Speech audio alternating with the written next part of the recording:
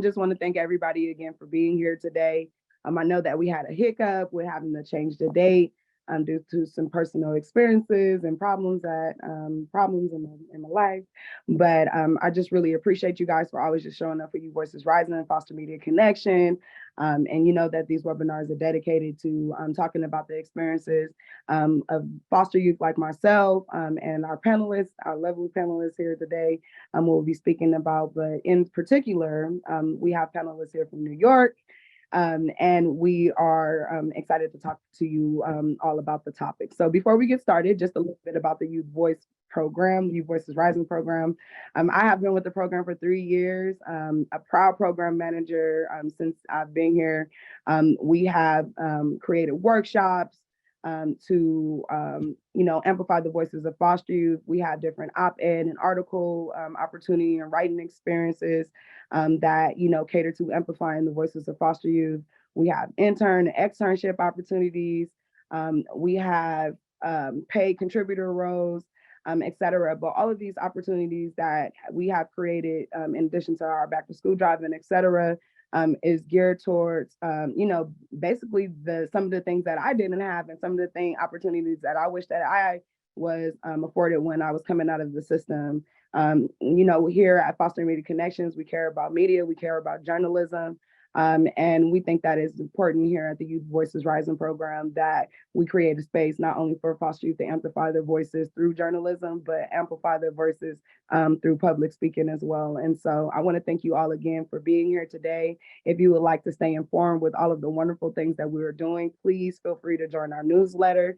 That's the greatest way to stay updated, in addition to all of our social medias, which you will find here and also will be afforded to you in your follow-up email after this event. And so at this time, you should see a poll pop up on your screen. And this is just to let us know whom you are, and how did you hear about this webinar? And this helps me figure out and discover ways and better ways to, find foster youth that want to talk about, their experiences, find persons who, want to learn and be educated by foster youth and their experiences. And so just thank you all again, and please feel free. So we're going to just allow some time for folks to fill that out.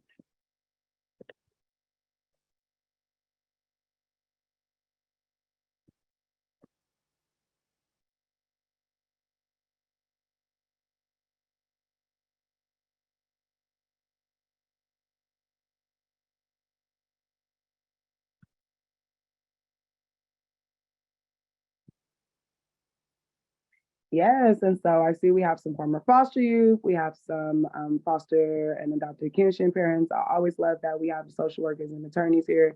I think it's very important because it starts at the root. A lot of us don't feel protected by our social workers, and so I think that having social workers come here and to be educated and want to learn and want to, offer up information, I think that is extremely valuable. We also have an event this year dedicated to positive relationships with social workers. And we're going to be looking for expert social worker panelists to join the conversation. And so if that's something that you would be interested in, please feel free to fill, fill out our panelist request form. Sorry about that. And so just thank you guys so much for filling out our survey. Again, that just helps me, figure out and discover better ways to get the information out and find foster youth who want to share and talk about their experiences.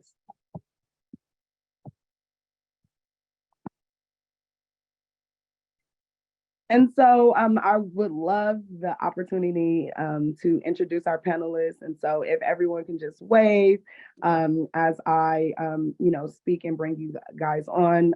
We do have one of our panelists that is going to be joining us before we get to the discussion, but I'm still going to introduce her. She's having some technical difficulties, but she's going to be here.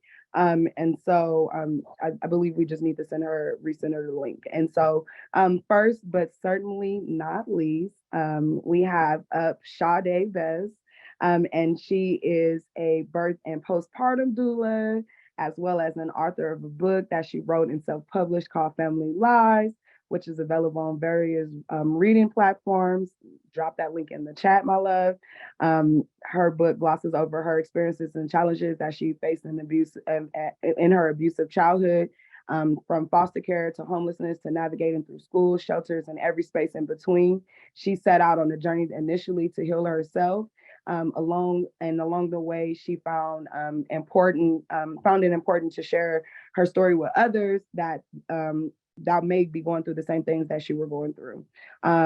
It was stories like Matilda and A Child Called It that really gave her hope and got her through her childhood. And she is hoping to give that same thing to others facing the same experiences.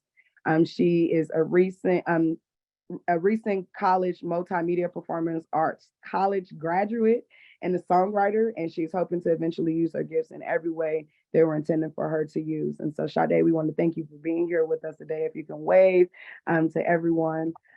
Next up, we have Naya Imani Potter. I'm sorry, I hope I didn't mess that up.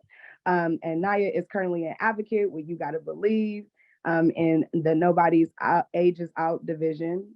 With her many different experiences within the foster care and homelessness services and system in New York City.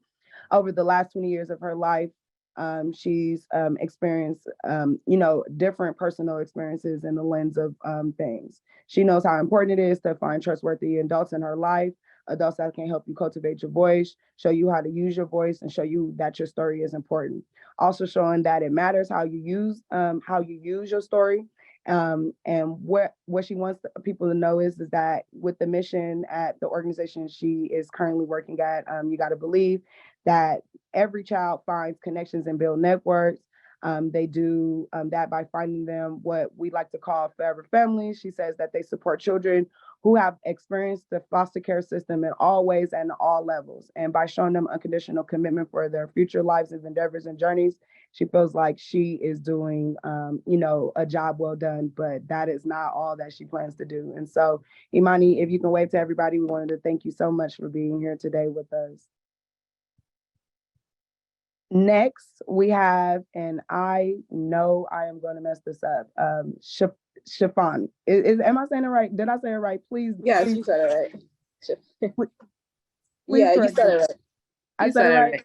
Yeah. See, I'll be so happy because sometimes I just be just so wrong. So thank you so much. So, Chiffon is a 24-year-old from New York. She currently lives in the Bronx, New York, with her wonderful 6-year-old son. She is a proud Haitian American. She came to America when she was 2 years old with only her father's side of her family. She didn't meet her mother's side till she was 14 years old, and by that time that she was 12, she already was in the foster care system and had experienced a list of various of different abuses of abuse and the neglect. I'm sorry. She went through the process of going through over 6 different homes with her child, and she remembers a social worker from the shelter giving her some vital information about being a ward of the state, and she was able to use that information not only to age out of the system but also get her first apartment. And so we want to thank you so much for being here today. She also wrote a beautiful, recently just participated in one of our workshops and wrote a beautiful piece that we can drop in the chat for you guys all to read. And so thank you so much for being here today with us. And so last but certainly not least, we have Night Asia. And a lot of you guys may be familiar with Night Asia. And just very grateful for you being here with us today. She is a former foster youth, a current member of the Summer Youth Council. She has about 8 years of experience in the foster care system and is now a proud college student. She loves educating youth, especially with similar stories to her own. And Naisha also believes each and every day that when she wakes up, that and when everyone wakes up, that it's a chance for them to do something that is greater, no matter how small they feel or how small it is. And so, Naisha, we want to thank you again for being here with us today. Please feel free to wave to the camera, and just grateful for all of you guys again. And so before we get started with the discussion, because I know we normally jump right into things, because we're going to be specifically talking about two policies that impact foster youth in the child welfare system in New York, I thought that it would be very important. It was important for us to read and for you guys to learn, be, just kind of reminded or made aware of what the Family First Prevention Service Act is. And so I'm just going to read briefly what it is. And so this act was signed into law in February 2018, and it's a part of the Bipartisan Budget Act. Of HR 1892. I don't know how significant that is, but its purpose was to turn the focus of the child welfare system toward keeping children safely with their families, to avoid the trauma that results when children are placed in out of home care, to increase the number of children who can remain safely at home with their families. The law provides families with greater access to mental health services, substance use treatment, and or parenting skill courses. This law significantly shifts how the country provides services for families and youth, and in particular, it changed the role of community service providers, the way the courts advocate and make decisions for families, and the type of placements that youth place are placed in out of home care experiences. And so just wanted to give you a brief, just a brief synopsis on what the Family First Prevention Service Act was. And then so our next act that we're going to be talking about, the next policy that we're going to be talking about is called Raise the Age. And this was a part of the 2018 budget, which included legislation to raise the age of criminal responsibility to 18 years of age. New York was previously one of the only two states that automatically prosecuted 16 and 17-year-olds as adults.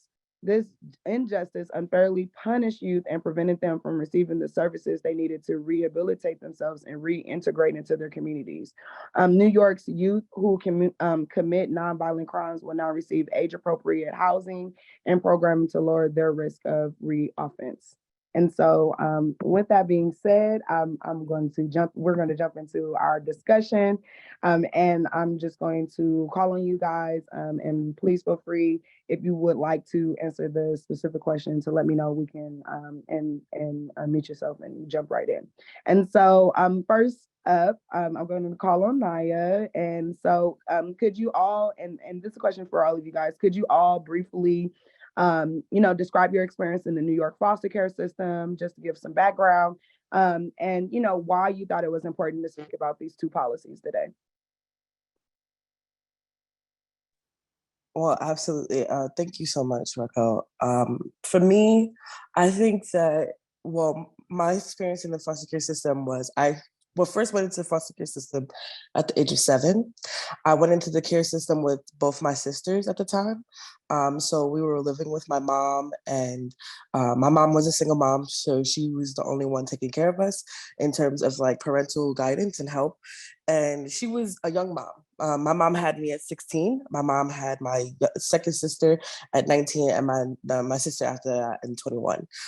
So with all those things coming into play, when we went into the care system, it really broke her heart, and I saw how much it really broke her heart.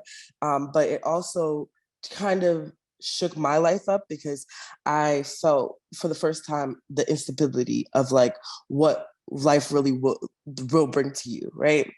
And so as I've grown and as I've adopted the understanding of what I went through in my life and started to see for myself how I can affect change in my own life by being a voice for myself, I started to just really take into consideration, like, how can we really affect change? How does the things we do affect the policies, the procedures, the way that people do things? And I realized that it starts with you. Like, you can't really go outside of yourself, right? So I started to just really heal in terms of like healing a lot of the separation and abandonment wounds that came with being separated with my mom at such a young age, and then having to feel like I had to raise my sisters as a kind of bipartisan of that, right? Even though my foster mother was, thank God, great. Like, I had a great experience with my first foster mother who took us all in. As time went on, I was still really angry. I was an angry teen. I didn't know where to put it, and I didn't have a lot of people asking me what was wrong or how could we genuinely help you understand what you're going through, because a lot of the times it was chalked up to my mental illness of going through a depression, going through anxiety, which I have learned to cope with even now in my adult life. But more so, I've learned how that affected me as a teen. I was also a very analytical person. I was a logical person. So from my standpoint, I was always taking things from like an adult mindset. But I was a child. So I didn't have a lot of people really recognizing the fact that I was a kid. So for me, it's just like taking that step back to also mend the family unit. Like the original little girl at 7 years old who was taken from her family, she didn't really understand what was happening, and as she realized it was being explained through action and not really through words. She just kind of went through what was going on and what was happening, but not really fully taking it on and experiencing it until later on. And that's where the anger came from. And that's where the explosive, like just not knowing where to control my feelings or how to control my feelings, the really high highs and the really low lows, and the depression and the anxiety and all these different terms, right? But in terms of like my life, I still love my mother. I still wanted to be with my mother. And I felt bad because I knew that she didn't have the proper tools to be able to raise not only me, but me and my younger siblings. So for me, I think the main reason I like to talk about this is because I went through kinship foster care with my grandmother as well. And that didn't turn out very well because she didn't have the proper tools to be able to handle an angry teenager.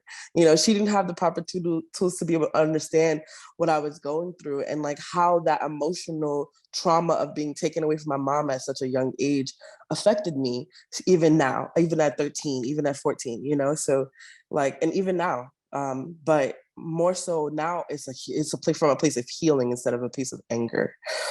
So as I begin to talk about these topics and come into these rooms with amazing dynamic people like you, like all of you, it really starts to put things in perspective for me of like how my voice and my story has been able to put me in a position to create the change around myself, at least that I wanted to see when I was younger. And I saw a quote the other day of like, you are the change that your younger self wished that you had, right? Like you are the person that your younger self was waiting for. And so it's like learning that how to just instill all of those positive aspects of what I've learned in myself and learning how to be able to use my voice as a capacity to display my story.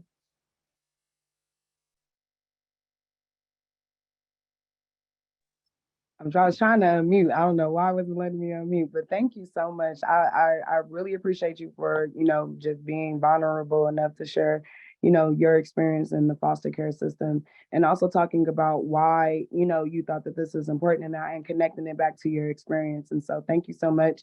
We're going to dive a little bit more into, as we get into the questions, but I really, really appreciate you.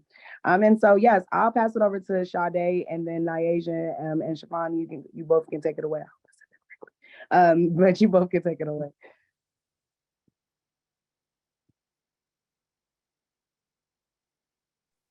Okay, sorry, I was trying to unmute. Hi, I'm Sade, and basically my experience in foster care started at the age of 1. I was taken away from my mom. I was actually one of the few, because I have 5 siblings. I was one of the siblings that actually got to stay with her the longest. Every time she would have a kid, they would kind of take us away or whatever, because she didn't really have proper supports and whatnot, and that really affected me. It affected me so much that during the pandemic, I like sat down and I was like, after I wrote the book and everything, I was kind of processing my mom's trauma and wondering like if there was anything that we could have done to make it better for her, or anybody could have done rather. And I figured that she didn't get enough like postpartum support. So that's what kind of made me get into the whole doula thing. But so this policy that came into play with I'm sorry, I just got on the bus, y'all. I'm so ghetto.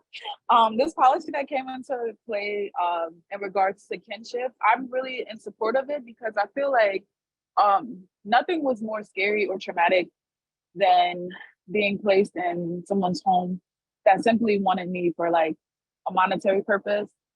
And you hear it so much. You grow up thinking that like it's just you, and then you hear these stories, horrific stories, and then you see these like Netflix series where they have like these kids that didn't make it, you know? And it's like if someone would have stepped in and maybe looked a little harder to see like my mom's side of the family or someone that really wanted to take me in, maybe they could have avoided that. And for so many other children as well, that they have people that want to take care of them, but for some reason the state or whoever deems them not appropriate, or they have to go through all these hoops and whatnot. Um, so yeah, I feel like this policy is really, really beneficial. Sorry, y'all. It's getting me mad, this noise. But yes, but yes, I think this policy is like a great policy altogether. I don't want to talk too much, but yeah, hope I said. Yes, thank you, Sade. Thank you. No problem. Nyasia or Shapan, whichever one of you guys want to unmute yourself and go ahead. Hello.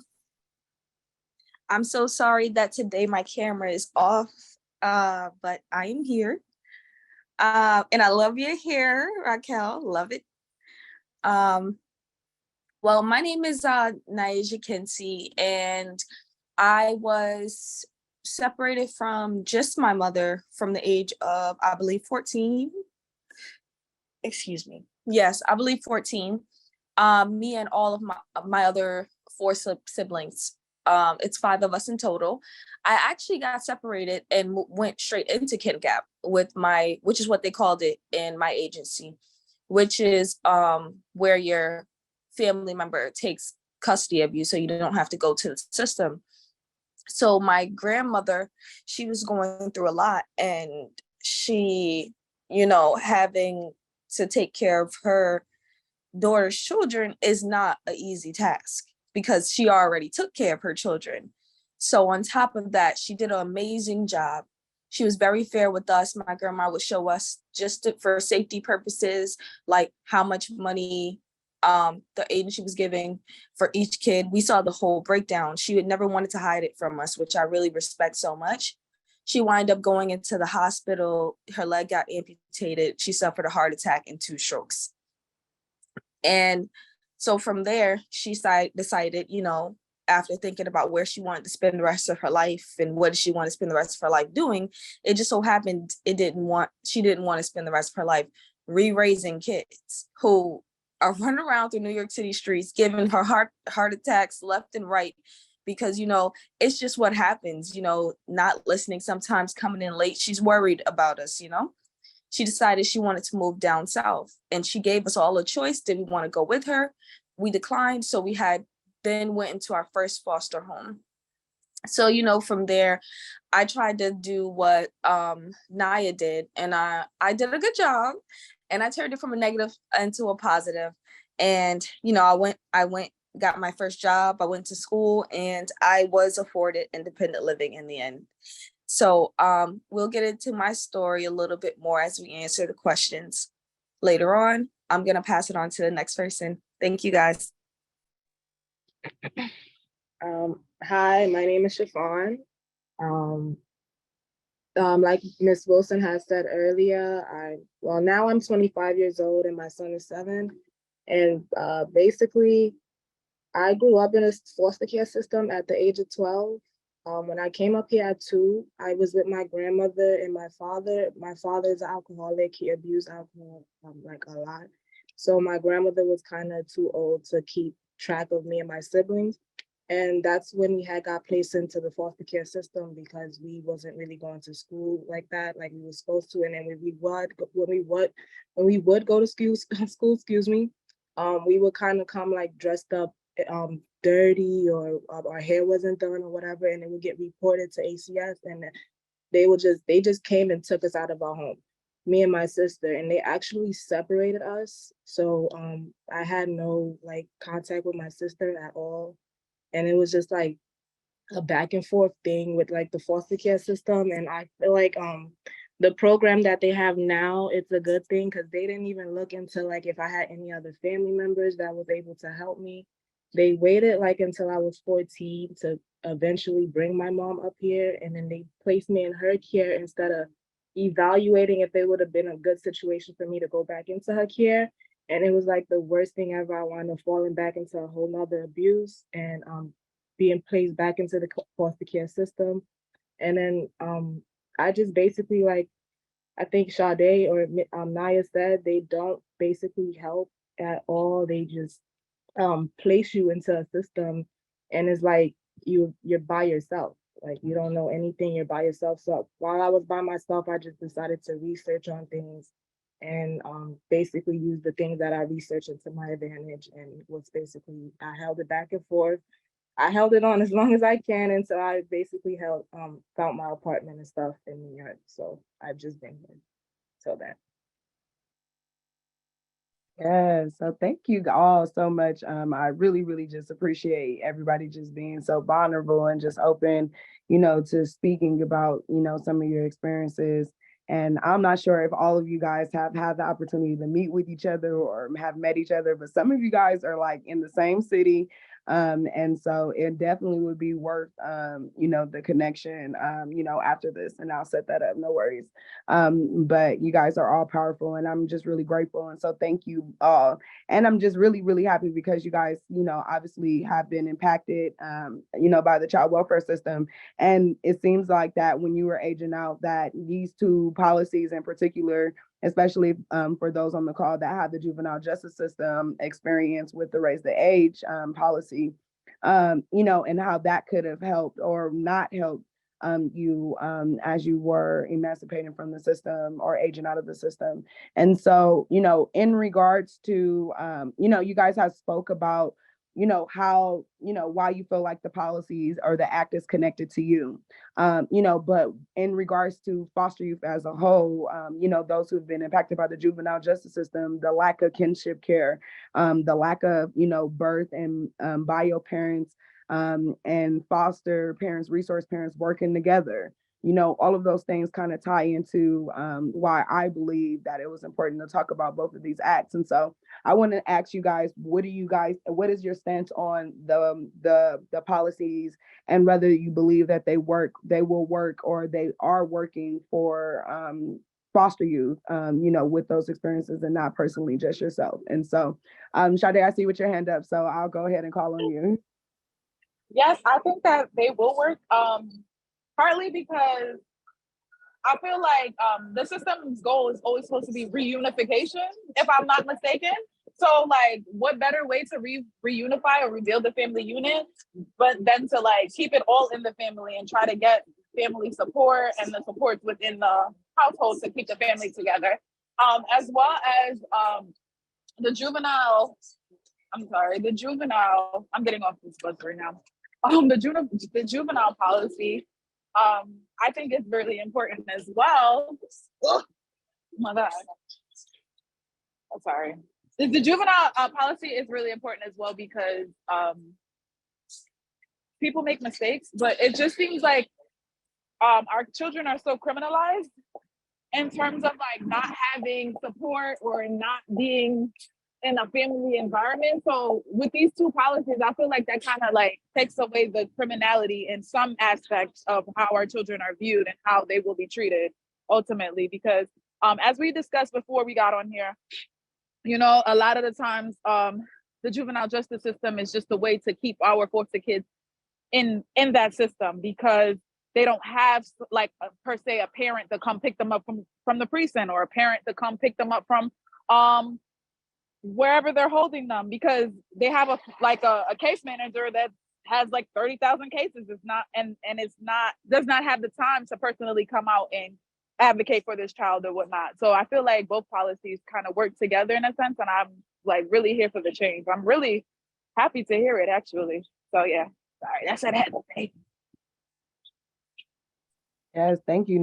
Thank you, Sade, for giving your perspective. And I definitely agree And it's really crazy to hear the experiences of you guys, and then like me, someone that's experienced foster care on the other side of the country. But we share similar experiences, and the system is still is the same. And so hopefully with these different initiatives, and by us speaking out about whether these policies are going to be impactful or not, right? If they're effective or not, really creates change. And we're going to get into that too, because but you guys know we're going to get into that. But was there any one of you not please feel free. Yes, you guys, please feel free to jump in. I don't want to be jumping in the middle, cutting everybody off. So yes, go ahead, love.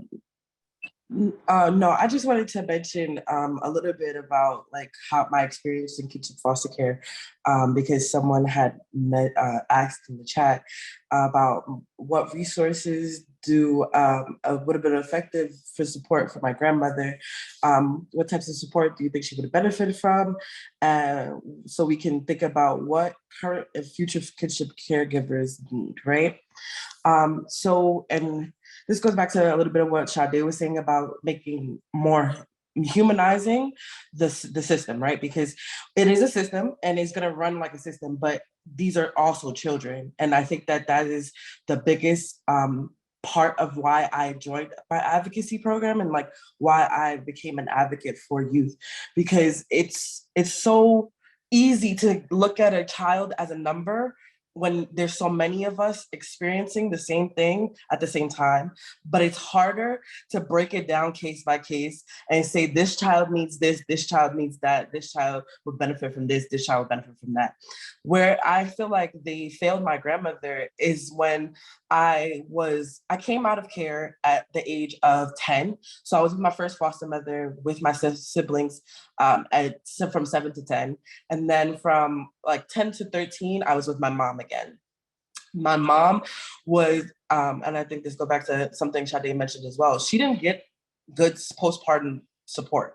So she was in a very deep depression, and she was young. She was like 24. And so like, for me, it was like to watch my mom try to get us dressed for school, keep us maintained, and then, also making sure that we were in school and attending school. And she just can't get out of bed, and she just can't be able to, put a good face on, as they would say, because she really didn't have it in her, right? And she was criminalized for that. Her children were taken away, and she was criminalized for that, because now it's looked at as like, oh, how could you not take care of your children?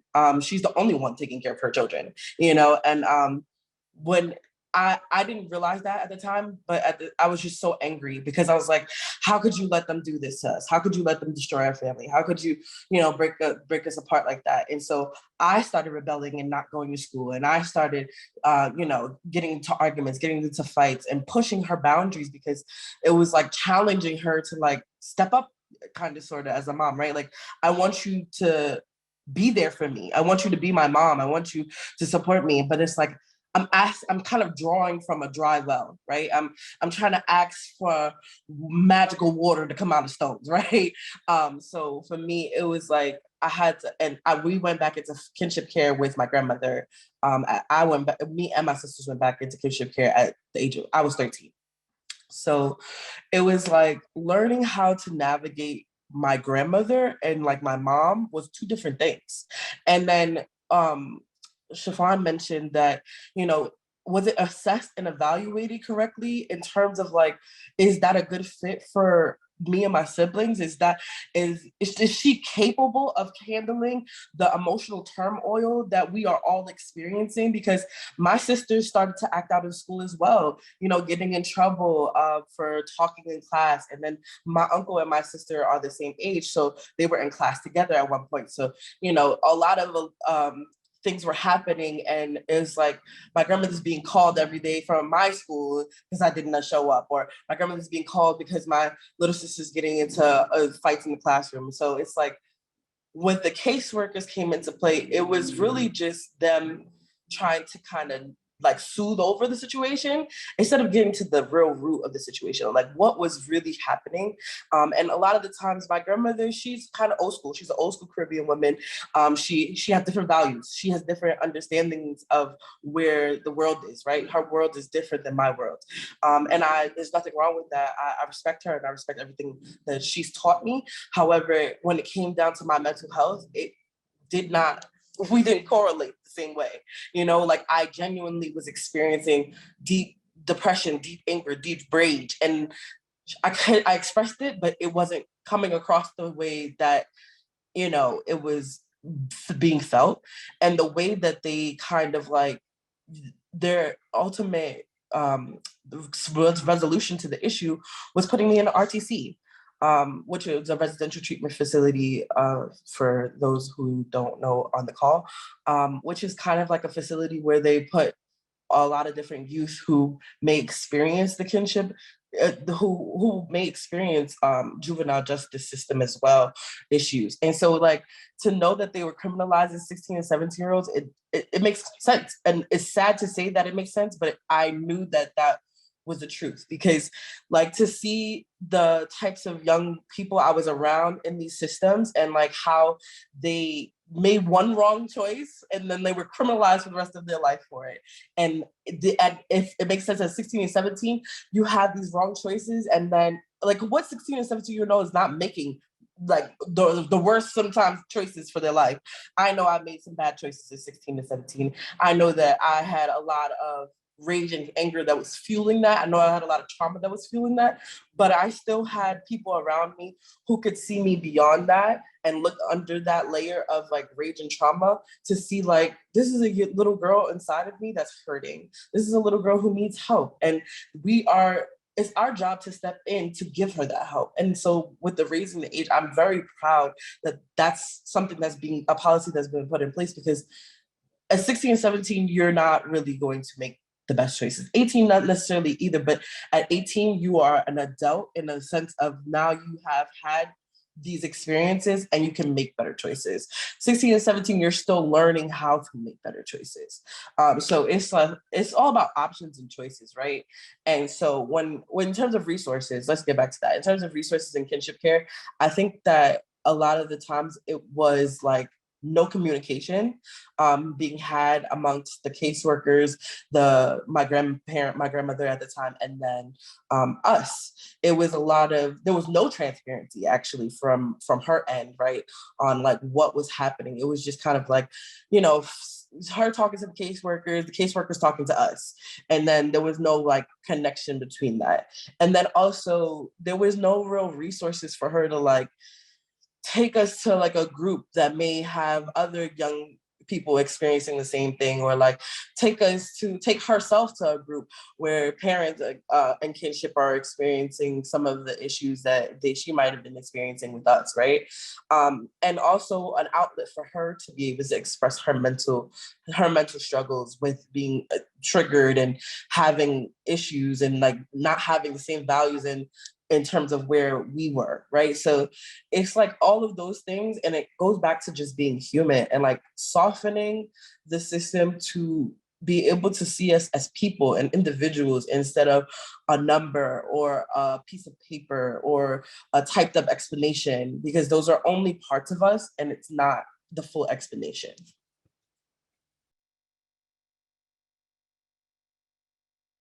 Yes, I really love that. And thank you so much, because I feel like that the connection that you make to, like, while these are two separate policies, there's so much interconnection between both of them and overlap. And we're going to get into that in our next question. But I really, really appreciate both of you guys for sharing your perspectives and how you guys truly feel that, it could be impactful for foster youth. Chiffon or Nyasha, did you guys want to chime in? I actually do agree with the both of them. I feel like that the first one would definitely work, because if the families get therapy, I feel like therapy is definitely needed in the Black community. And that's one thing we don't have a lot of access to in New York City. It's very hard to find somebody who could actually, affordable therapists and stuff like that. If we just get help, and because if my father got the help he need, because basically when he drinks, he's abusive, verbally abusive, physically abusive. But when he's not drinking, he could be all right. Like he could be just manageable, basically. That's like if he would have just got the help he needed, maybe I would have been able to stay at home with him instead of going back and forth at home. And also I was arrested a lot for fighting and smoking a lot when it was illegal back then. So and I didn't have nobody to be able to pick me up, like Sade said, and then I would wind up getting placed into the system just at 15 and 16 and stuff like that. And that would make it messed up for me because now I have a record just for like something that was minor and stuff. Like I didn't have to go to jail for it, spend months and stuff like that. And I just didn't have nobody to be able to pick me up when I needed somebody to pick me up or vouch for me when I needed somebody to vouch for me. I just didn't have no advocacy basically there. And I feel like those laws, if you wait till somebody's 18, they like Nia said, you're an adult now, you're able to comprehend certain things. So you know that you shouldn't be doing that at 18 years old. And that's basically it. That's basically it. That's how it will just it will fall together. Thank you so much. So you guys, we kind of talked about like why you guys felt like that this could work, right? And I previously just mentioned the interconnections between, both of these policies, and kind of how they overlap. And so what is one step or one thing that you believe can help decrease, the crossover of youth as it relates to these two policies? And I want to be specific. So when I say crossover, I mean, how do we prevent or how do we decrease or eliminate, youth from, being, pipeline through the foster care system to the juvenile justice system and then punished for committing nonviolent offenses? How do we increase the opportunities for foster youth to be connected to kinship care? How do we increase, now connecting both of the policies together, how do we increase the chances of those who are or end up in prison pipeline through the prison system?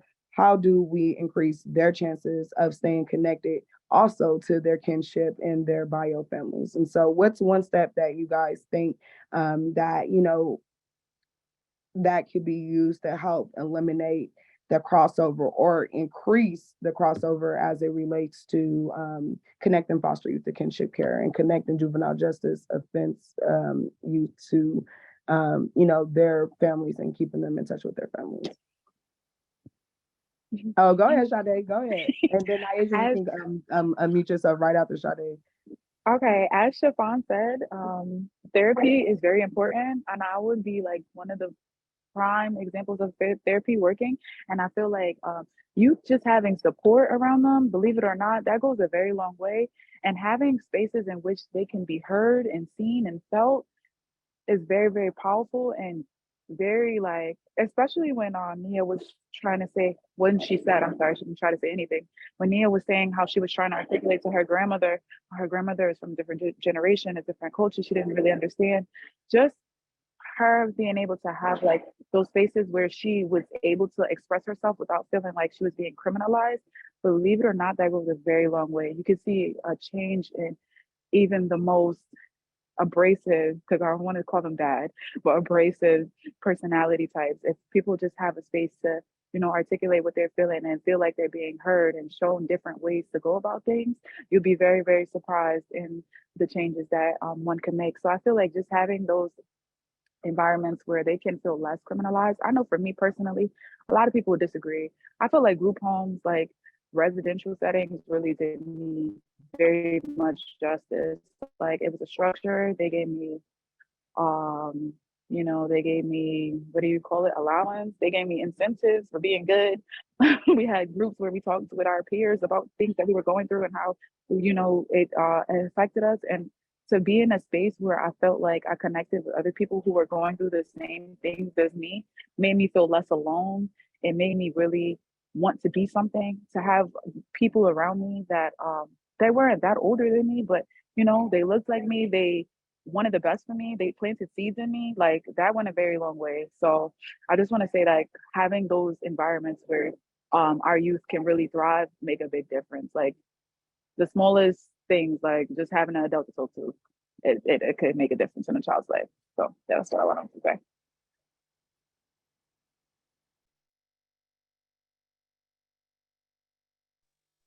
Thank you, Okay. Sade. Yes, please feel free to jump right on in. But thank you, Niaja. I mean, thank you so much, Sade, for your answer. I appreciate it. And here I am. Honestly, a lot of it, I noticed that a lot of our responses are very similar because I feel like it's not easy to get to heal. So I can't say it's an easy solution, but I would say that when it comes to the parent, like more help on the parent, it would decrease the level of juveniles, the level of juveniles being sent into the juvenile criminal justice system. And it will also increase keeping families together if, more parents were more stable, not just in money or furniture or car, but mentally, physically, and emotionally. Because honestly, it definitely starts with self. So I feel like Sade said, if a child is constant, just I feel like when we're raising our children, I don't know of any of these kids nowadays who have what my grandma would have us have, like a few contacts to always keep with you. If anything happens, remember your auntie's number, remember your uncle's number, remember your brother's number. It really is as simple as that, because say, for instance, a child gets taken into the system. You think that they could just get on their laptop and find their uncle first to participate in kin gap, to keep them out of a stranger's home, to be stolen from, become, separated, go through separation anxieties, which then leads to them lashing out and feeling hard and cold inside. It's not really like that. For me, growing up, my mom, she always suffered with mental health issues. So, my grandma, she was already used to that phone call that was coming. Like, can you please get the kids? So I went immediately into kin gap because of that. I didn't see not one, we didn't even see the agency. We saw my grandma's home and that was it. Strangers who came to our home, and it was better. It's better than to just be taken with a bag of clothes, hurry up and grab what you can. You realize you left your favorite thing in the world, your favorite toy or whatever, your favorite pair of shoes, and now you're in this home with strangers who are stealing. Now you're fighting. Now you're going to the bookings every other day. It was, that wasn't something I had to deal with at first. So, I had that time with my family. I can say definitely, there's somebody in the chat I want to address, Teresa Okoa. I hope I pronounced your last name right. You asked, what is your sense about how the Family First Act can help families remain connected with an incarcerated youth? Honestly, I can tell you with that act, kinship, it's very, very good. I would like to say within every agency, no matter what you've heard about the agency, there's always those 3 to 4 good social workers in there. There's always those supervisors that are in there that will really help you. I can say that they have helped my mom, knowing that after removing all of us from her, get on SSI, get into therapy. She was able to use that SSI for housing. She did not have to go back through the shelter with no kids, which is completely different from going in a shelter with a child. She was able to then get us back, and they furnished her whole home for us. So I can tell you the best thing in terms of that is just to ask, and you really shall receive when it comes to that. Truthfully, the best thing you can do is go to whatever family court you have around you, and the way that you bypass the agency is always to speak to the judge. The judge is going to grant you dang near whatever wish you have. And I can vouch for that.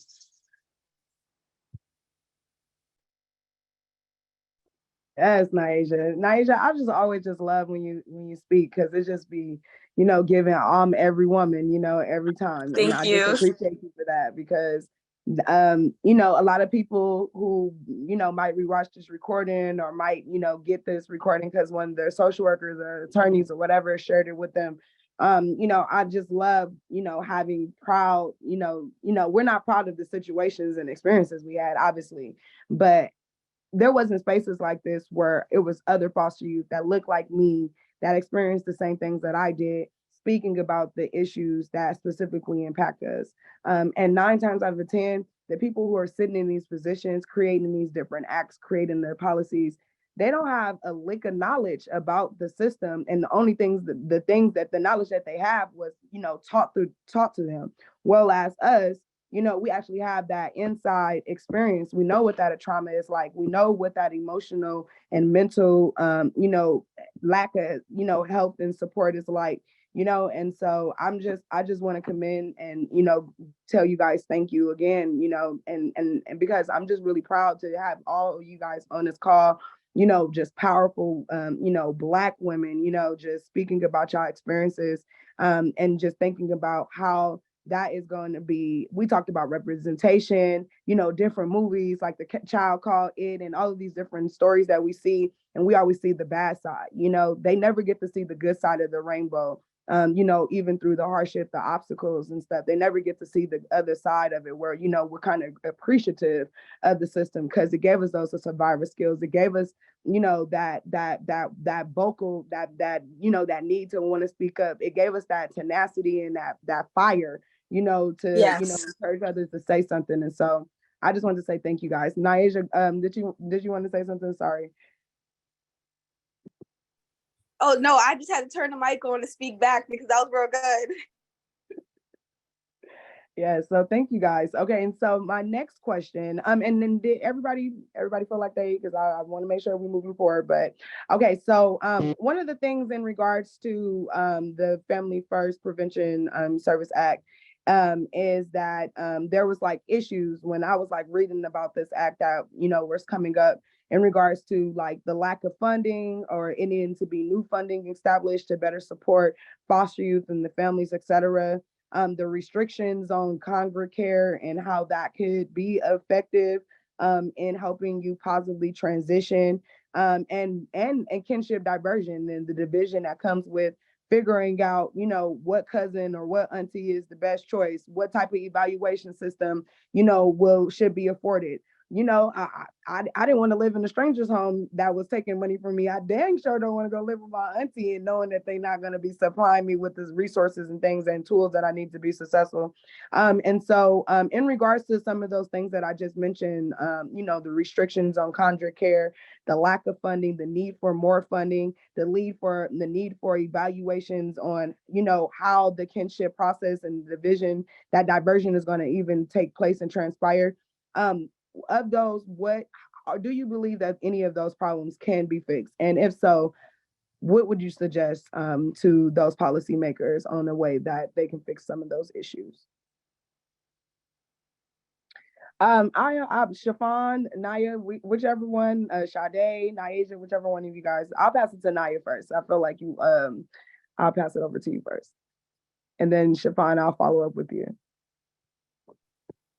So I think that there's of course going to always be a lot of like intersections that need to be broken down further and looked at deeper, but really it all comes back to community and like building community around the families and like also asking the child what they want. It's like letting them have a voice in their own process as well is important, and it can actually settle a lot of those issues because in terms of like when it comes to the criteria needs to be like a family, and I think that's you made a great point to that when you said I don't want a stranger stealing from me, but I also don't want a family member that I know is not necessarily that doesn't like me or is not cool with me stealing from me either, right? Like, and it probably will hurt more coming from the family member, right? So it's like being able to have those conversations with the kids and like talking about it and having the evaluation of like, okay, so this is where they feel safe. Okay, this is where they feel like that trust, that bond with someone, and that is where kinship should really start at, is creating that bond first, and then even if it's not necessarily someone who has like the fitness to be a parent, like creating community around them so that they can have the training to be a parent, like so that they can be able to take that child into their home, because I think it's extremely beautiful of a policy to have kinship care in place first. Because if I went to a foster home, then I went to kinship care. Like I went to a foster home when I was younger, and then went into kinship care in my teens because we went back into the system. So it's like it was like a boomerang going back into the system, and I went into several different systems in New York, not just the foster care system, not just the kinship system, but also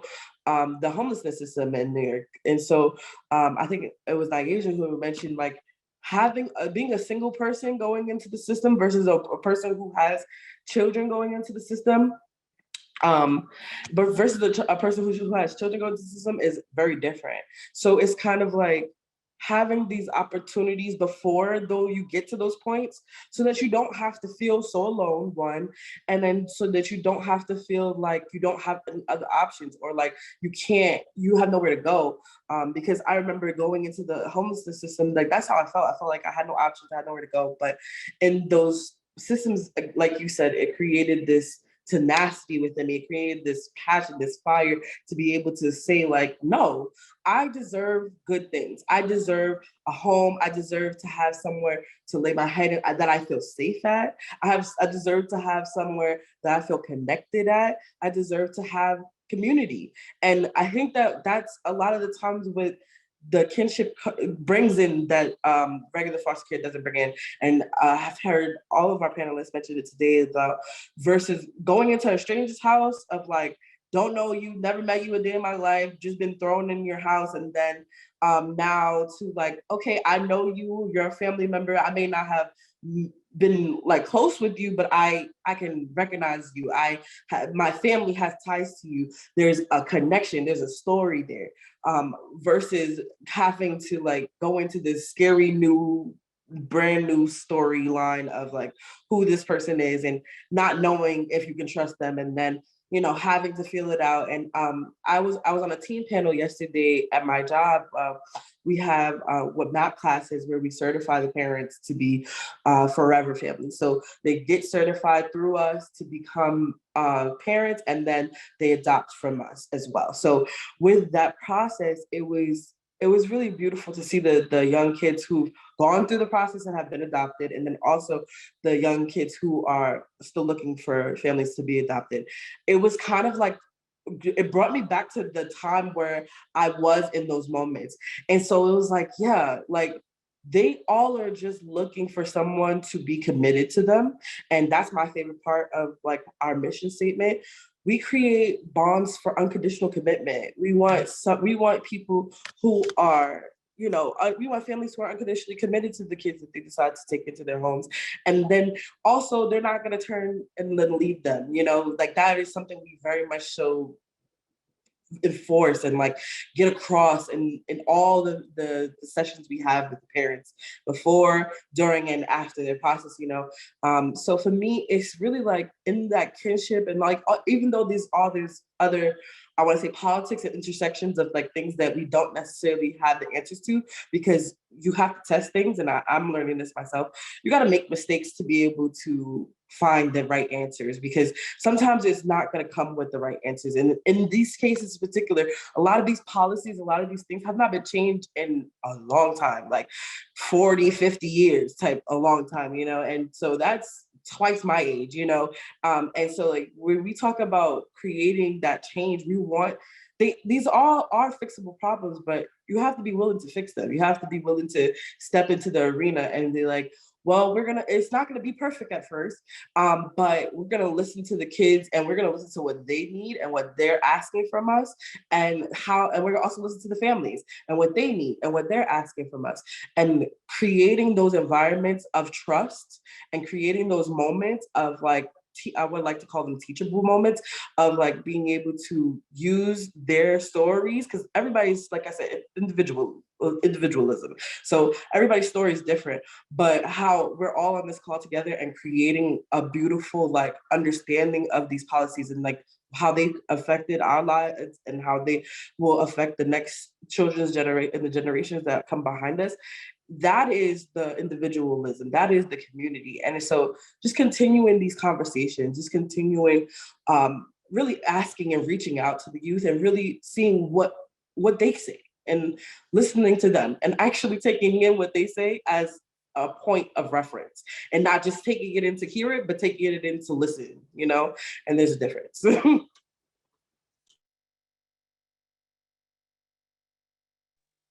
I definitely agree. It's definitely a difference. Oh, go ahead, Siobhan. Oh, okay.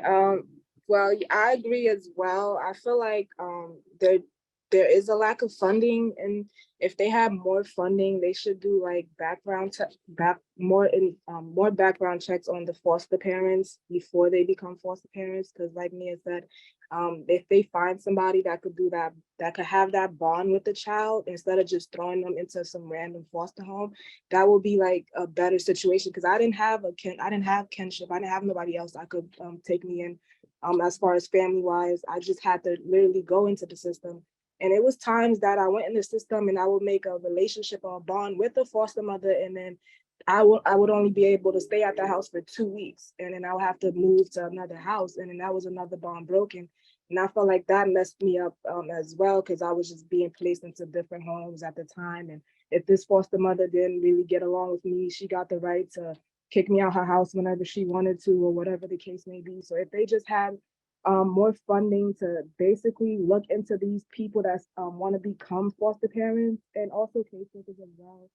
Like Sade has said, she's in a group home that has Oh, wait, therapy. Siobhan, I think you went out. Sorry. There you Can you hear me now?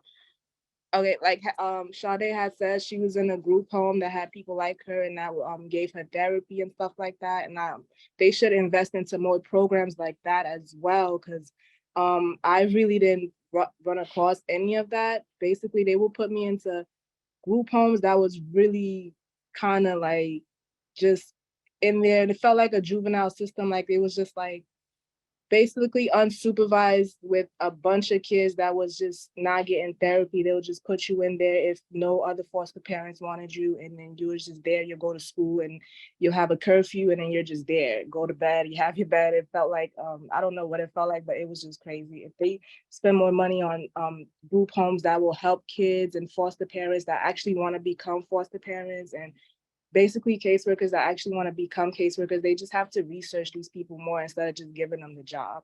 I feel like that would be better for the and asking us if we feel like basically placing us in the right place, getting the right people to place us in the right place, doing the research that we can, like, oh, I probably will fit this home, and before I actually go in this home, I could speak with the foster mother, or we could see if we will actually get along before they just place me in this home.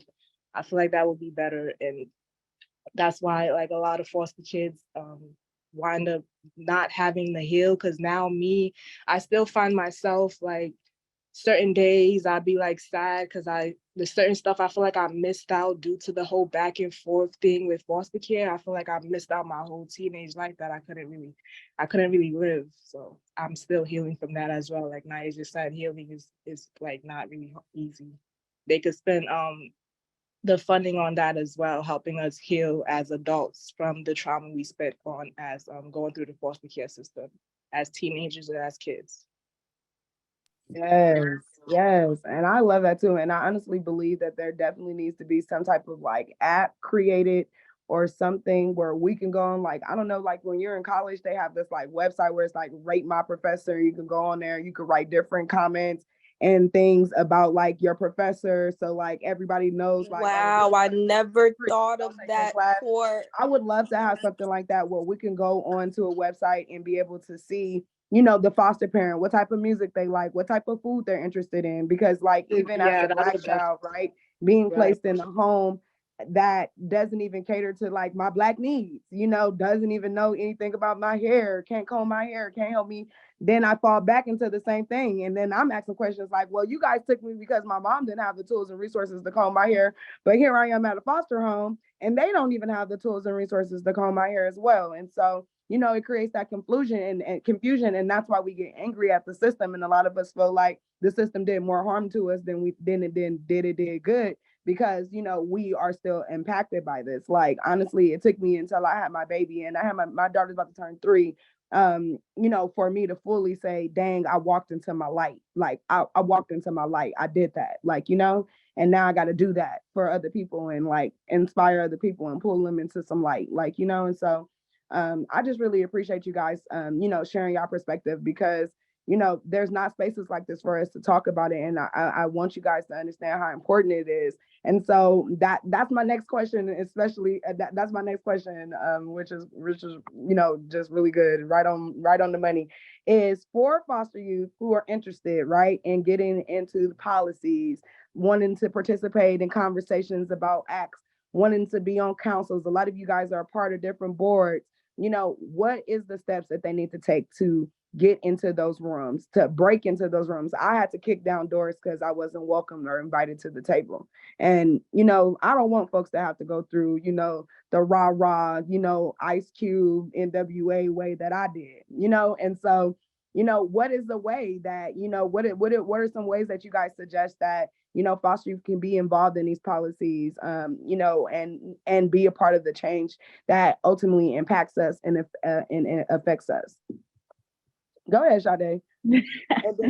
Okay, Sade, this is your second time, but okay. Oh, no. Sorry. Go ahead. Oh, I go was ahead. just being funny. You're good. Oh, okay. I'm so sorry. No, because I don't want to step on no toes, girl. I don't step on no toes. So basically, I feel like this is a perfect opportunity, like writing. I'm so grateful for the opportunity, first of all, for this platform. Thank you very much. But I want to say writing is a very like underrated method of getting your voice and getting in the doors of where you want to be, because sometimes people can judge you based on like what you look like. But the power of word and intention and how people can feel it, and storytelling, and sometimes like just drawing an image of what you've been through and the challenges, that can come across to people that may not have any idea what that feels or looks like. So I feel like writing is a great way to get into the and positions, and also always articulating, you know, when you feel like something is not right, I guess, like never just silencing yourself. Like, you know, I feel like a lot of the time when I look back at my journey, I held my mouth shut for a very long time because I didn't know that things weren't right, or I did know and I just didn't want to speak up. But I feel like just always keeping in mind that speaking up is like important. So yeah. And that's it. I'm sorry, Teresa. I'm sorry. I was just yeah, I was just being funny.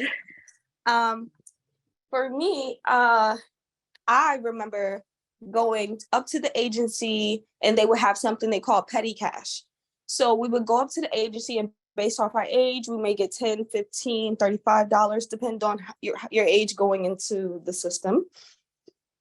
And we would also have, so before we get the cash, we would have to sit around, we would bring food, and it would take place at the agency, Edwin Gould. And we would have to participate in workshops. And I feel like even with this program, I have my caseworker's number, and I can always just talk to her to see if those are still taking place, and to see if actually, if Raquel, if you're open to it, if I can pitch an idea on bringing us to the space, you know, maybe something like a little virtual, a little video clip that we can show on like maybe a projector, and just have something set up where it can be recorded and we can get youth responses who do show up. Now, Asia, you know you have my number, and I'm always down to support you in any way, step, any opportunity that we can. Anybody needs me. I seen someone in the chat talking about research and development and need. Teresa, if you want to connect with me, please feel free to do so, because I'm always open to accomplishing the larger goal, because it's definitely, the ball's not going to stop here. I talked to people that were in the foster care system in the 70s and the 80s, and they're still different experiences across the world that impact you from different generations. And so I want to figure out a way. I don't know if we're going to figure out the way, but I want to figure out some ways. And so I'm just really, really grateful for you guys. And Naya and Shafan, did you guys want to chime in on the question? I feel like it's out there, like information, like if need certain information, like the advocates, if they would basically give us the information we need, because they be sitting on information that we need, and that will get us to the places. And I actually signed up for a lot of stuff. Like when they do tell me it's like, I feel like it's a positive movement or something for foster care, I sign up for it automatically, like this webinar today, because I feel like any little thing could make a change. And I feel like that's also helping me heal throughout the time, because I don't have nobody else I could talk to about it. And things like this help me heal. And writing the essay last couple of months, helped me heal as well. And it's just like it brings out a lot of things that I held in, I could now speak about it. And it's just like it's a relief, like it's a relief.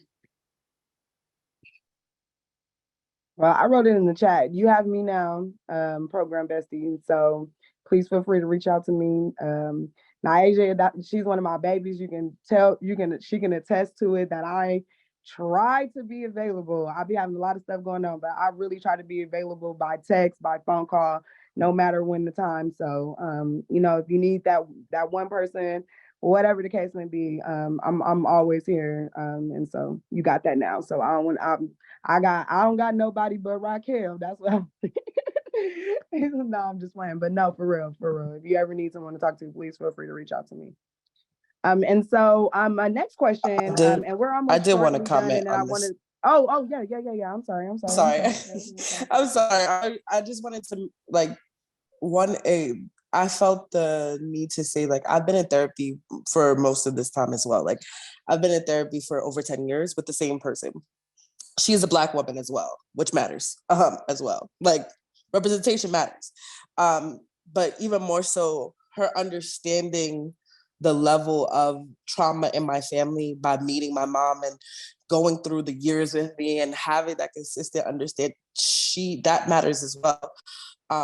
So for me, I think that the biggest part was being able to tell my story through words, doing poetry, finding those outlets outside myself that help draw me into myself, which is my words, which is my therapy. That's like, writing is my therapy. It's always been my therapy, and it's brought me into rooms like this. And also being a rebel and speaking my mind, no matter how unorthodox or not agreed with, or what it looks like for others, like, still speak on it, because at some point someone's going to agree with you. Like, at some point someone may agree. Sometimes they'll correct you, sometimes they'll educate you deeper, and they'll tell you something that you may not have known before.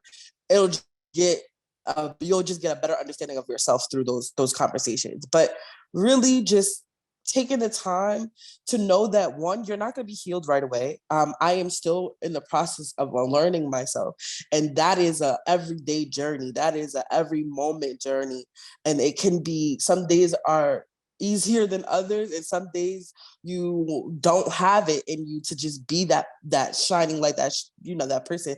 But when you're going through these experiences, make sure that you understand, like, your voice matters, your story matters, someone's listening. So be able to give that back to yourself by understanding that whatever you've been through is going to put you where you need to be. I think, but Raquel, you said it the best. Like, I walked into my light. Like, I knew that something was like, oh yeah, this is awesome. But I didn't realize how like impactful and important it was until I became an advocate. And that was this past year, so like I like to say I finally grew up at 27. Like I'm 27 and I finally feel like I'm an adult for the first time in my life. Not because of anything that like I've been through adult experiences, I've been mature, I've been responsible, but like this is the first time in my life where I feel like something I'm doing and I'm not just working, I'm doing my passion.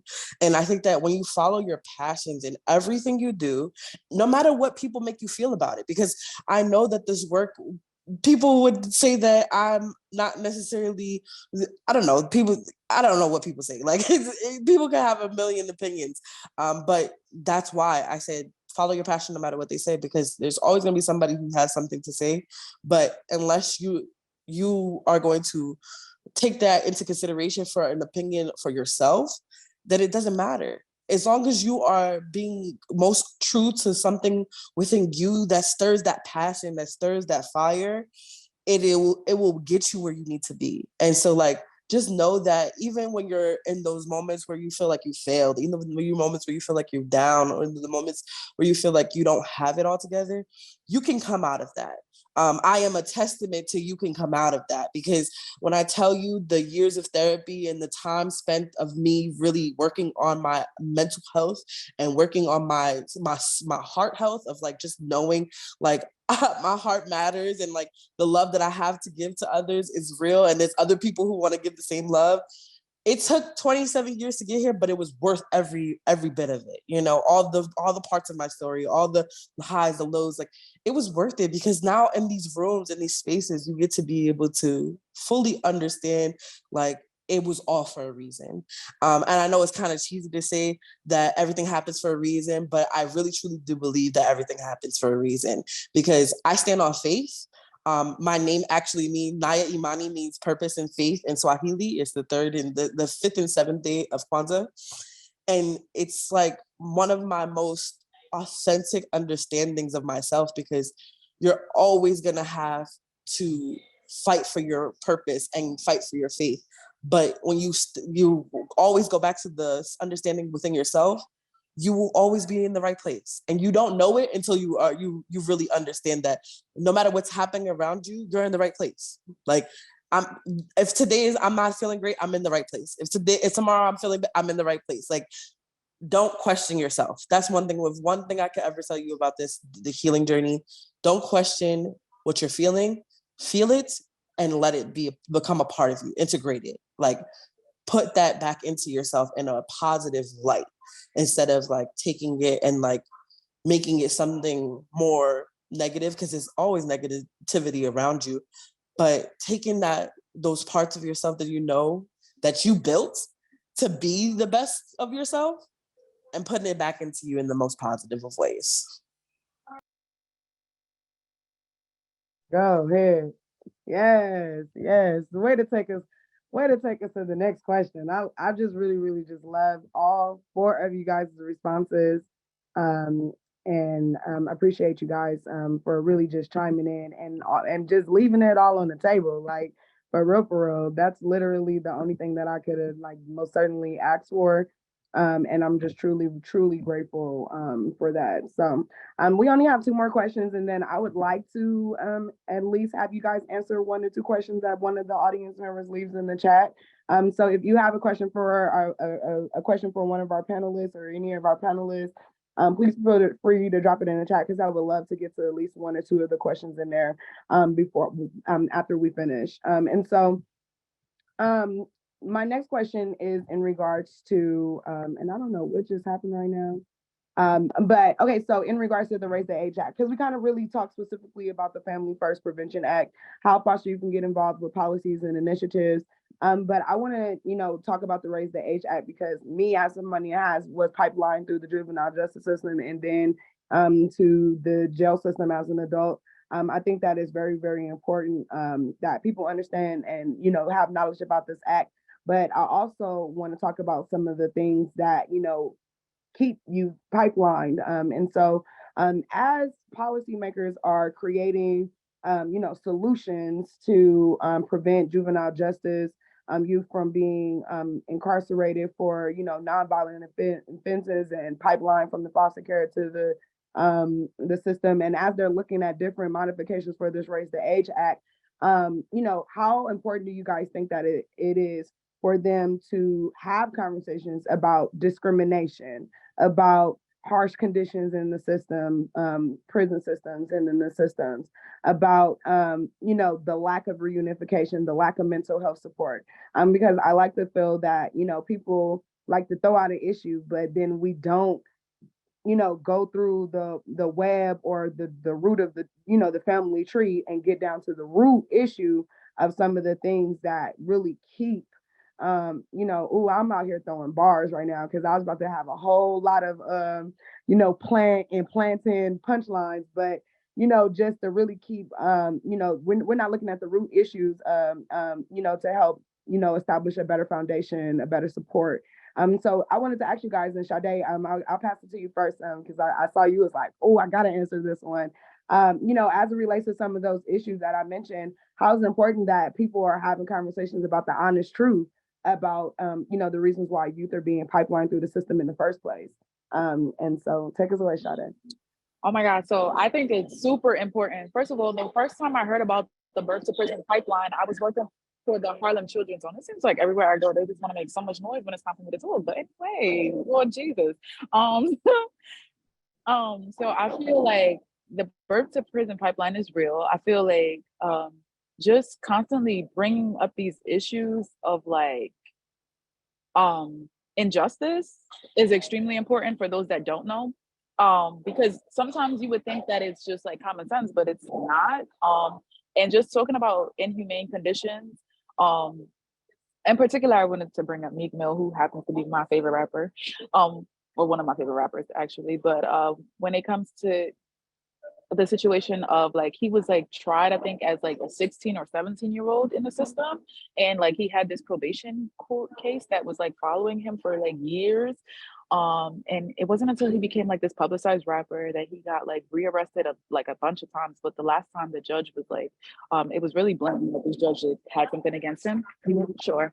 Sorry. So yeah, I think that it's important that we continue to speak about these things, because had it not been like publicized on the level that it was, we would never know that these things take place and that these youth are constantly criminalized for years at a time, and they're given probation sentences. And yeah, I think that's important. Sorry guys, gotta be back.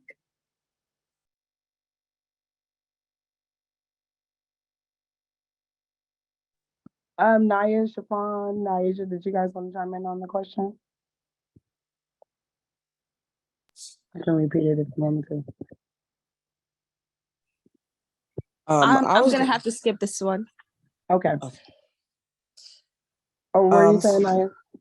I think it's extremely important to talk about the realities of what these children are experiencing, but even more so the realities of the birth to prison pipeline. Like I've heard it in the concept of school to prison pipeline, but it makes sense that it's birth to prison, right? Because a lot of the kids that are getting arrested, but getting jailed and having these records and are coming from the same areas, right? Like, so it's kind of like a preconceived notion and a concept, right?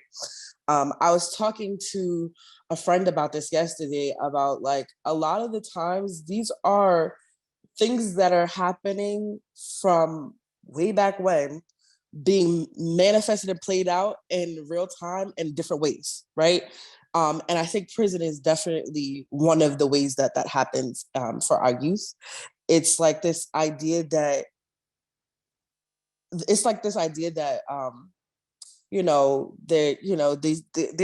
they're not anything, they're not going to be anything, or if they, once they have a record, they're automatically bad, like you're bad because you have been arrested. Like, but I know people who've been arrested for just petty things, like just random, you could be arrested just for being on the street, to be honest. Like, it's like being criminalized while being Black, right? And it's not just Black people, it's Black and brown people. It's a lot that goes behind that. And I don't want to necessarily get into just that point of it, but I think it's important that we talk about how race is a big part of that, and how a lot of the systems that were created to keep certain certain people oppressed, certain people in shackles. And not to say that it's only up to the system. And this is where we were talking about healing and talking about growth.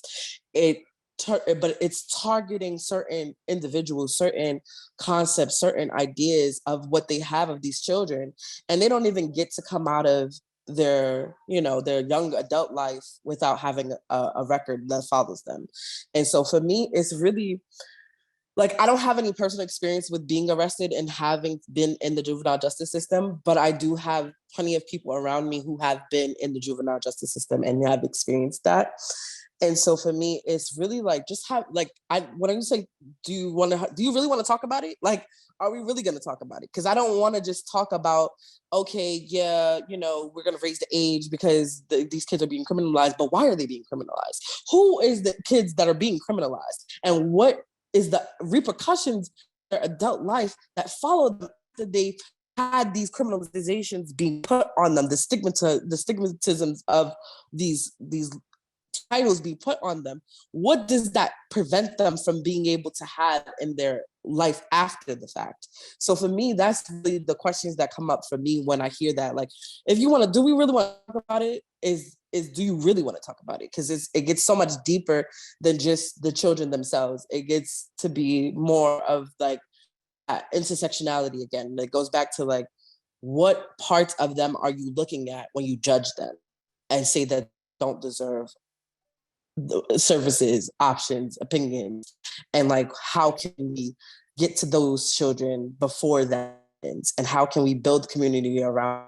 I see less and less community centers than I've ever seen in my life. Like, I've lived in New York, and when I was younger, we went to centers, we went to after school, we went to programs, we did school, we did art, we did a lot of different things after school that kept us busy, kept our minds busy, but kept us physically interacting with people our age to keep us off the streets, right? That was the goal, to keep us off the streets. And I think that the more that we've gone to this funding shortage and like how they've cut programs and like sliced and diced shorted funding for high schools to create these environments, they are creating more and more environments for these pipelines to continue and feed these Black bodies. So for me, it's just like, if you really want to talk about it, then let's really have a conversation. Yes, yes, yes, yes. You guys just did such a great job today. And I want to thank you all again from the bottom of my heart. And I feel like you guys gave the advice. It has been very educational. And you guys have, spoke out, vulnerably and just like as a fire, on, ways that foster youth like ourselves can be involved, and ways that these policies and systems, these different systems that impact us can be helpful or not helpful, and helpful or harmful. And so I want to say thank you guys. And I want to give you guys the opportunity. If your last piece of advice, to educate those who serve us, to provide some empowerment to those who are just like us. What is something that you guys want folks to take away from this conversation today? And I'll start with you, Siobhan. Basically to just like, you're not alone. And if you just I don't know how to say, like, it's help out there. You just have to find the right help and do your research if you can. Like, if just ask questions, go to different people and ask, just get information about small things, because there are help out there that you will find. Eventually you'll connect to the help that you need if you just keep on searching, because that's what I felt like I did. And I just found the community and stuff like I need. Like Nia said, there's not enough community centers out here. When I grew up, it was a lot of pool centers and different places kids could go to and just interact with each other with no phones and stuff like that. And that was also a help. And you could basically help the youth now that's coming up if you can. put stuff in their head to let them know that they're not alone. Because I live right across the street from a group home, and it's a male group home, and I try to help them, the little boys out here, because they do be out here, and I see them getting kicked out and stuff like that. I tell them, don't let them take advantage of you, because some of these people will just take advantage of you, and they'll just, if you don't know your rights as a kid, as a child in the state that you're in, you will just wind up basically in jail or something like that, or just keep going back and forth with them, and you don't want that. You just want to just do your research and find the help that you need.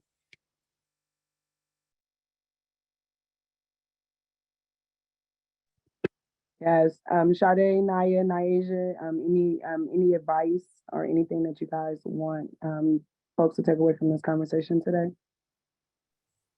I just wanted to tell everyone to not every obstacle that we go through is gonna be a negative one. And to just, like, help out as best as you can. We can't help everyone, we can't save everybody, but to help out as best as you can, because we're all here for a reason, and I believe that's to do good things. Yes, thank you so much, Naisha. Thank you. And so, Naya, Sade, did you guys want to chime in, or you guys are okay? All right, perfect. And so, again, I want to just thank you guys again for this powerful discussion. I hope that you guys enjoyed it as much as I did, because it definitely brought some education. It definitely brought some great insight. And I'm hoping that we can get this into the hands of some policymakers that help with that over in New York. And hopefully they can watch this and get a little bit more insight and be educated a little bit more, but from our perspective. And so I want to thank you guys. I want to thank our audience members for listening in today. If you appreciated this conversation, if you like what you heard, if you have some, some suggestions on how we can make this event better, please feel free to fill out our post-evaluation. You will also find it in your follow-up email that we will send you right up today or tomorrow after the event.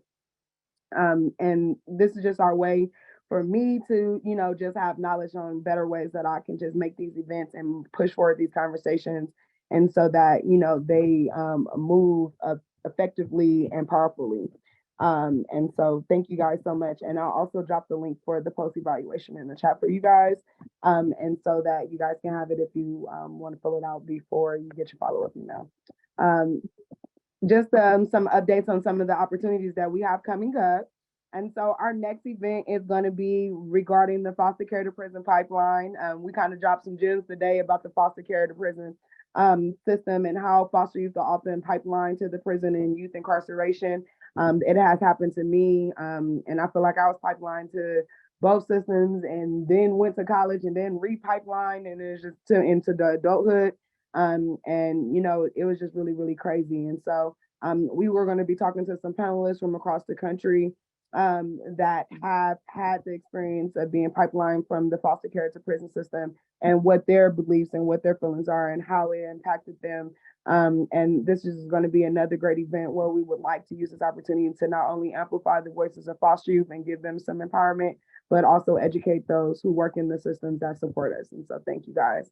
And then so for the foster youth, we are going to be hosting a workshop dedicated to those who are in higher education. So if you are a former foster youth, current foster youth, kinship foster youth, and currently participating in college, a university, a trade school, any of those above, this workshop is for you. I am providing 2 sessions, one on Friday, one on Saturday, April 14th and 15th. And we are basically going to be showing you how to create our op-ed. And it's going to be dedicated to higher education stories, higher education experiences, how foster youth can, be better integrated in college, how foster youth can be better supported, while in college, how we can prevent foster youth from dropping out of college, and ultimately how we can raise the graduation rate for foster youth who not only emancipate and graduate from high school, but graduate from college and go on to continue a secondary level education, like a master's degree or a postdoctorate or go to law school, whatever the case may be. And so we look forward to having you guys here, having some of your program participants join in. I dropped my information in the chat if you would like to stay in touch with me, if you would like to get involved, connect with me to see how we can come together to, accomplish bigger goals and opportunities to amplify foster youth voices. I would love to connect with you. And so please feel free to reach out to us. And so as you guys know, this program is literally created for foster youth by foster youth. When I first came into this role, the first thing was a compensation and making sure that everything that all my program besties did, they were compensated for. And so through our op-ed writing, through webinars like this, our panelists are compensated. So if you are interested in supporting events like this, supporting Youth Voices Rising, and all of the wonderful things that we have going over here, just know that all of your donation and support goes to help our program participants and just participants foster youth in the world. We are also proudly hosting a back to school drive in Los Angeles dedicated to LA County foster youth and foster youth that are near LA County who are going to be, who are in high school and going to college or are in college. I am giving away microwaves. I have dorm room refrigerators. I have computers. I have all sorts of things, but we also still need your help to make sure that we can get, we can fulfill the wishes of, tons of foster youth who are in LA County in need of support, before they even go to college. And this was something that I experienced. I didn't even have feminine hygiene products when I went to go to school and got dropped off at school. And so I want to connect with the organization to try to do that for some of our young ladies, as well as get some supplies and needed materials in their backpacks and in their dorm rooms. And so if this is something that you're interested in supporting, we're also looking for volunteers. So if you're in Los Angeles, please show up the day of. I got a volunteer shirt for you and we'll definitely put you to work. But just know that everything that we do here is dedicated to foster youth.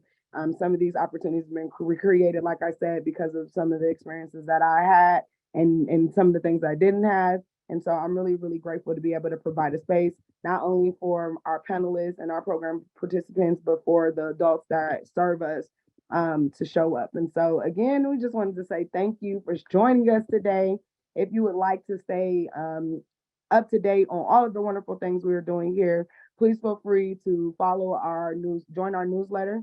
Please feel free to follow us on all of our social medias. If you want to support our program, please feel free to support us. All of these links, the recording, the copy of this PowerPoint will be included in your follow-up email.